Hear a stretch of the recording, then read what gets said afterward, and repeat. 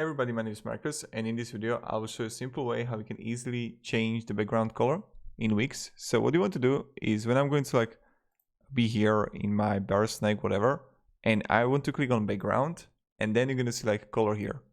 And here you can simply change the color of everything, right? So as you can see, I got changing this color right here. But you need to change the strip background here. And sometimes guys, you need to you can change the background color, but sometimes you need to change the background column color because the column got specific color of itself, right? So yes, the background color, when I'm going to here and click color, I'm going to change it to, I don't know, these colors here, purple, right?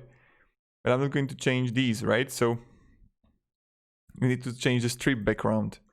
And that's pretty much it. So thank you very much everybody for watching. If you have any questions, ask me down in the comments. I'll be really happy to help you. And yeah, have a great day and goodbye.